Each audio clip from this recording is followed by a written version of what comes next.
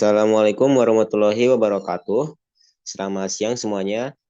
Pada kesempatan kali ini, kami dari kelompok 8 akan membahas mengenai desain penelitian metode kuantitatif, yang merupakan salah satu pendekatan utama dalam penelitian ilmiah, terutama dalam bidang pendidikan, psikologi, dan ilmu sosial lainnya. Bisa di next.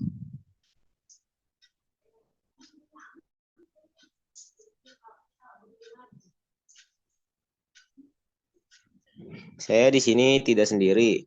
Di sini ada beberapa nama-nama anggota kelompok 8. Yang pertama ada Bagas Rizky Dwi Cahyo, yaitu selaku moderator, yaitu saya sendiri. Yang kedua ada Raihan Dava, dan ketiga ada Sahwa Ainun Nisa. Yang keempat ada Zahwa Nurainiyah. Bisa di next.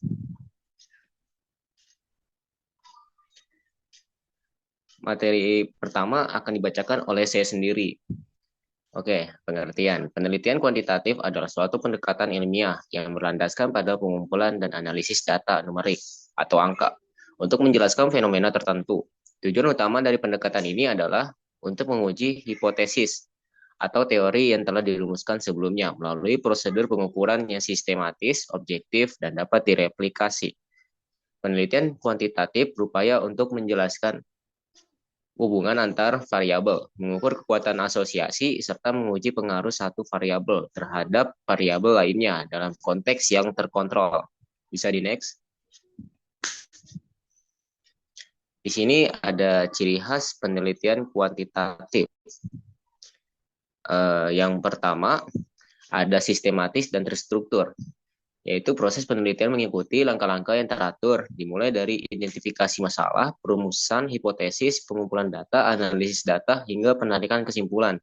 Yang kedua, bersifat objektif, yaitu data dikumpulkan dengan alat ukur yang konsisten untuk menghindari subjektivitas. Yang ketiga, ada berbasis statistik, yaitu teknik analisis yang digunakan bersandar pada prinsip-prinsip statistik untuk memastikan validitas dan reliabilitas hasil. Yang keempat ada generalisasi temuan, yaitu dengan menggunakan sampel yang representatif, hasil penelitian dapat diterapkan pada populasi yang lebih luas. Yang kelima ada hipotesis teruji, yaitu fokus utama penelitian kuantitatif adalah untuk membuktikan atau menolak hipotesis yang telah dirumuskan sebelumnya. Bisa di next. Ada komponen-komponen utama dalam merancang penelitian kuantitatif. Yang pertama ada partisipan, yaitu peserta penelitian, yaitu merujuk pada individu atau kelompok yang menjadi subjek dalam penelitian. Yang kedua ada variables atau variabel penelitian, yaitu variabel adalah konsep atau karakteristik yang diukur atau dimanipulasi. Yang ketiga ada instrumen dan materials atau instrumen dan bahan, yaitu meliputi alat ukur seperti kuesioner, tes, atau perangkat observasi yang digunakan untuk mengumpulkan data. Yang keempat, ada prosedur atau prosedur penelitian, yaitu prosedur perinci langkah-langkah pelaksanaan penelitian, mulai dari persiapan, pelaksanaan, pengumpulan data, hingga analisis. Yang kelima, ada experimental designs atau desain eksperimen, merupakan kerangka kerja yang menjelaskan bagaimana perlakuan atau intervensi diterapkan dan bagaimana pengaruhnya diukur. Oke, bisa di next.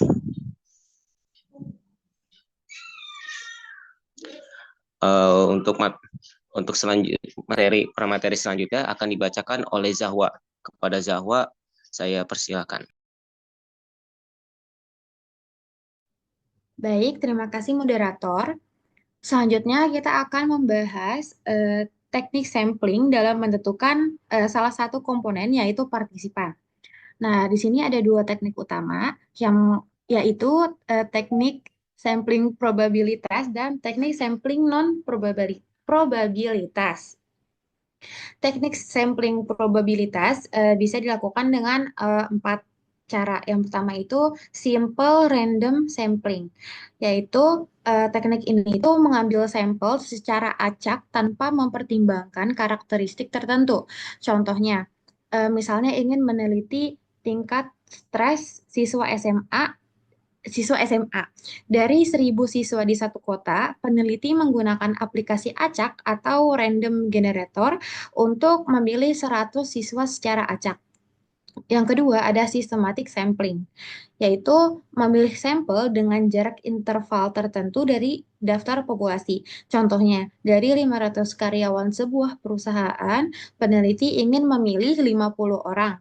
Mulai dari urutan keempat, peneliti memilih setiap karyawan ke 10. Jadi, dalam memilih 50 orang itu, peneliti ingin menggunakan urutan karyawan kelipatan 10 gitu, eh, kelipatan 10 gitu. Dari urutan keempat. Jadi dari nomor 4, 14, 24, 34, dan seterusnya.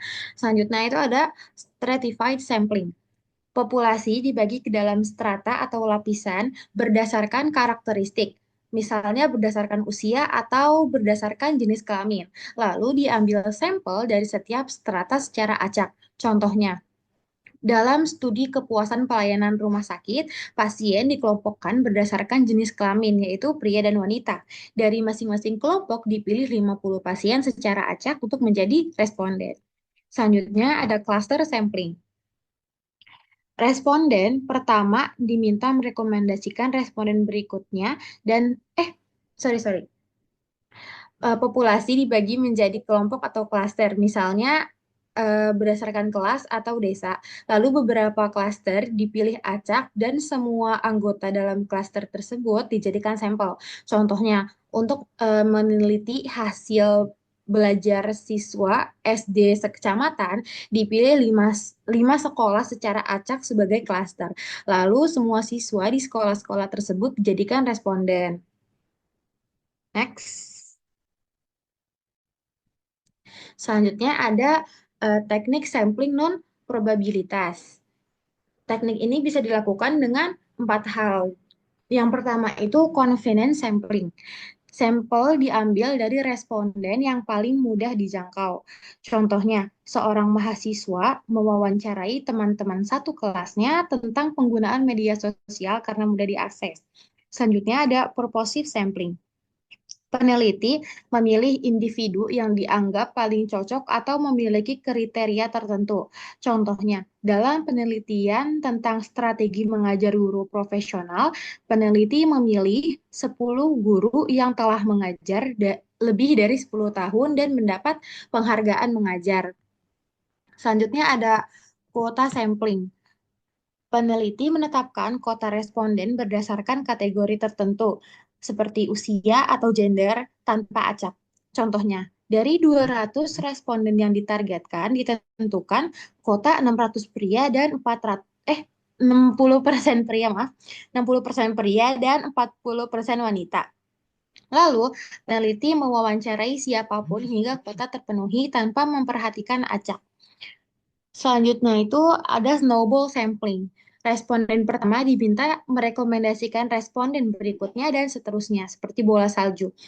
Contohnya itu dalam studi tentang pecandu narkoba, peneliti mulai dengan satu pengguna yang dikenal. Lalu orang itu mengenalkan pengguna lain dan seterusnya. Jadi teknik ini tuh kayak ngoper-ngoper gitu loh. Nah, selanjutnya itu ada variabel utama metode kuantitatif. Yang pertama, independen variabel atau variabel bebas. Variabel ini adalah variabel yang mempengaruhi atau menyebabkan perubahan pada variabel lain. Variabel ini disebut juga sebagai variabel X. Contohnya, dalam penelitian tentang pengaruh metode belajar terhadap nilai ujian, maka metode belajar adalah variabel bebasnya. Selanjutnya, dependent variable atau variabel terikat.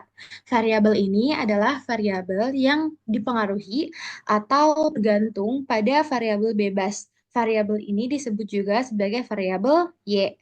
Contohnya, dalam kasus tadi yang pengaruh metode belajar terhadap nilai ujian ini adalah variabel terikat karena tergantung pada variabel bebasnya, yaitu jam belajar. Selanjutnya ada kontrol variabel. Variabel ini adalah variabel yang dijaga tetap atau dikendalikan agar tidak mempengaruhi hasil penelitian. Tujuannya itu untuk mengisolasi hubungan antara variabel X dan variabel Y. Contohnya, dalam kasus tadi, motivasi belajar bisa menjadi variabel kontrol. Sekian dari saya. Terima kasih. Saya kembalikan ke moderator. Baik, terima kasih Saudari Zahwa. Dan sekarang untuk pembacaan materi selanjutnya akan dilanjutkan oleh Saudara Raihan. Saudara Raihan, kami persilahkan. Oke, terima kasih. Selanjutnya saya akan lanjutkan ke materi yang berikutnya, yaitu instrumen. Instrumen adalah alat atau perangkat yang digunakan oleh peneliti untuk mengumpulkan data secara sistematis dan terukur dalam sebuah penelitian. Instrumen ini sangat penting karena tanpa instrumen yang tepat, data yang diperoleh tidak valid dan penelitian menjadi tidak dapat dipercaya.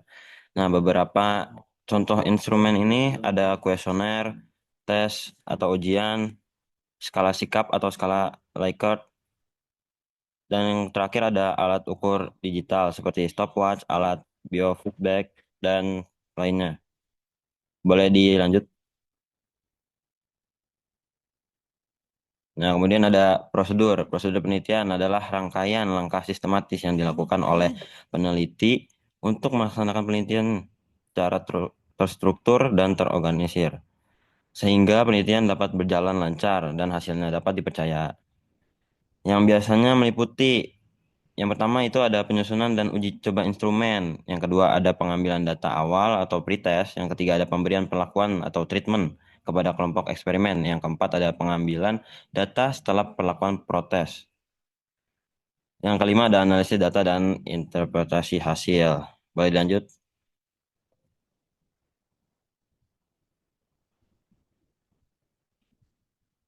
Nah, kemudian ada materi yang akan dilanjutkan oleh Tahwa.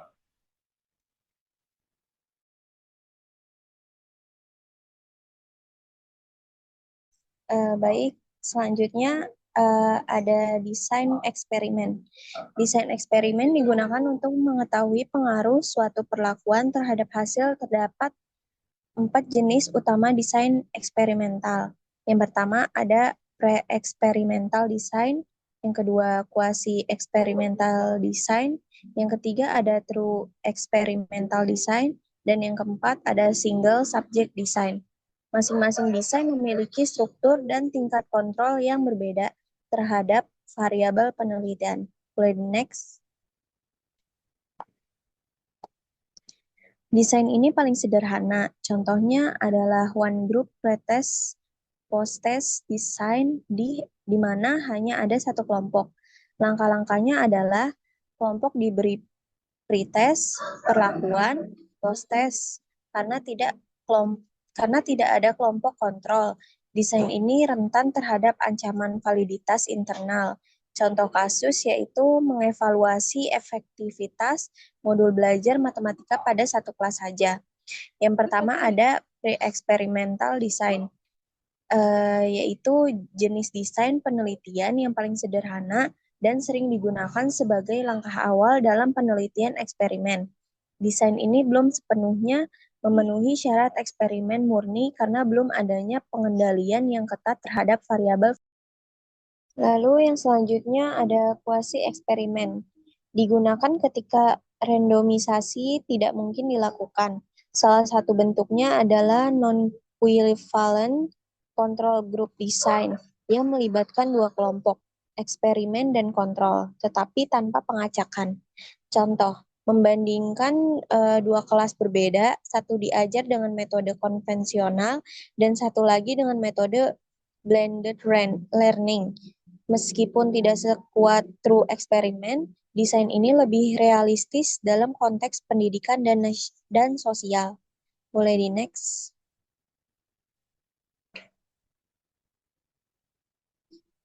Lalu yang ketiga ada true experimental design atau eksperimen murni. yaitu jenis penelitian eksperimen yang paling mengutamakan kontrol dan validitas internal. Dalam desain ini, peneliti mengontrol semua variabel luar yang dapat memengaruhi hasil eksperimen, menggunakan kelompok kontrol, dan melakukan randomisasi atau penempatan sampel secara acak pada kelompok eksperimen dan kontrol. Yang keempat, single subject design adalah jenis desain penelitian yang berfokus pada satu atau beberapa subjek individu dan melibatkan pengukuran perilaku subjek secara berulang dari waktu ke waktu untuk mengevaluasi efektivitas intervensi atau perawatan terhadap perilaku tersebut. Desain ini sering digunakan dalam bidang terapan seperti psikologi, pendidikan, dan perilaku manusia di mana subjek berperan sebagai kontrolnya sendiri. Selanjutnya saya kembalikan ke moderator. Ini Saudari Sahwa, selanjutnya materi ini akan dibacakan oleh Saudara Rehan. Saudara Rehan, kami persilahkan. Oke, terima kasih moderator. Akan saya lanjutkan. Yang selanjutnya ada validitas. Yang pertama adalah validitas internal. Mengukur apakah perubahan hasil penelitian benar-benar disebabkan oleh perlakuan atau variabel yang diteliti, bukan oleh faktor yang tidak dikontrol. Validitas internal ini penting untuk memastikan hubungan sebab akibat yang valid dalam penelitian. Kemudian yang kedua ada validitas eksternal, yaitu mengukur sejauh mana hasil penelitian dapat generalisasi atau diterapkan pada populasi, waktu, atau situasi lain yang di luar konteks penelitian. Validitas ini menilai kemampuan hasil penelitian untuk berlaku secara luas. Yang ketiga ada validitas construct atau construct validity, menilai apakah instrumen benar-benar mengukur konsep atau konstruk yang dimaksud seperti kecemasan, motivasi, atau konsep abstrak lainnya. Validitas konstruk ini memastikan bahwa alat ukur mewakili karakteristik yang tidak dapat diamati secara langsung. Kemudian yang keempat ada validitas isi atau content validity, memastikan bahwa instrumen mencakup semua aspek atau dimensi dari konstruk yang ingin diukur secara komprehensif dan relevan. Biasanya dinilai oleh para ahli untuk memastikan semua elemen penting telah terwakili dalam instrumen. Kemudian yang terakhir ada validitas statistik atau statistical conclusion validity. Menilai apakah metode analisis statistik yang digunakan tepat atau mendukung kesimpulan yang diambil dari data. Nah, validitas ini memastikan bahwa hubungan atau perbedaan yang ditemukan secara statistik adalah akurat dan bukan karena kesalahan analisis. Terima kasih, saya kembalikan ke moderator. Terima kasih untuk Saudara Raihan. Sekian dari presentasi kelompok 8. Apakah ada pertanyaan yang ingin disampaikan oleh para penonton?